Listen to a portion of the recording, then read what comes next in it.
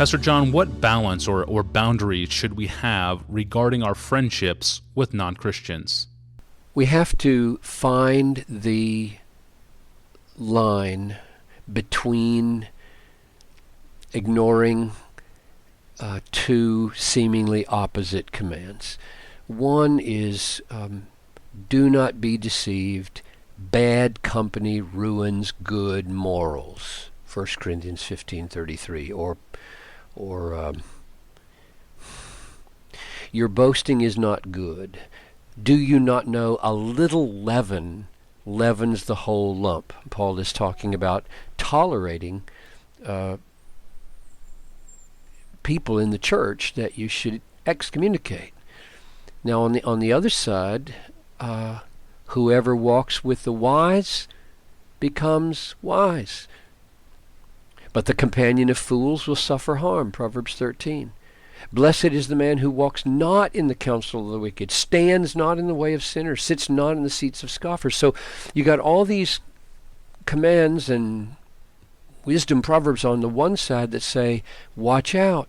Hanging out with corrupt people can lead to your corruption. Now on the other side, of course, you got Jesus, who not only ate with tax collectors and sinners, but he was called the friend of tax collectors and sinners because that's in fact what he did so often. And you got Paul saying, if you take me as me, when I say don't hang out or separate yourself from sexually immoral people, if you think I mean the world, then that won't work, because then you'd have to go out of the world. 1 Corinthians 5:9. He doesn't mean don't associate with greedy, swindlers, idolaters, since then you would need to go out of the world, he says in 1 Corinthians 5:9. So Paul is with Jesus in saying, no, you're going to be thrown together with these people. You should take opportunities. You should become all things to all people in a biblical way. So we've got these two sets of admonitions, and we have to discern which ones apply when. And I would say,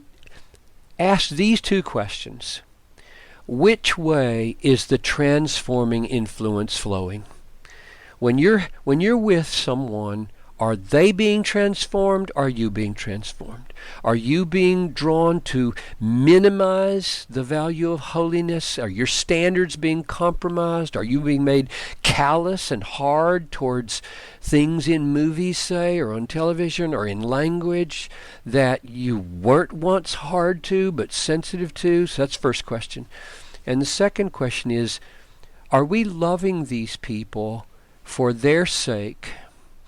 That is, that they would come to faith and they would become godly?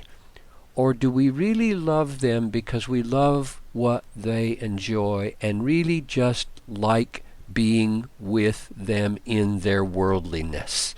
I think a lot of people justify hanging out with worldly people because they are worldly Christians, and they feel at home with those worldly Christians, and the things they laugh at they don't regard as offensive. The things they watch in movies, they don't regard as a problem.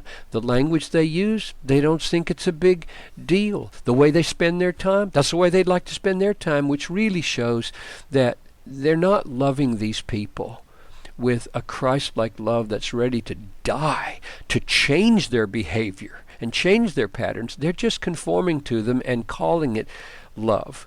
So those are the two questions that I think help us navigate between bad company corrupts good morals on the one hand, and Jesus eating with tax collectors and sinners on the other hand.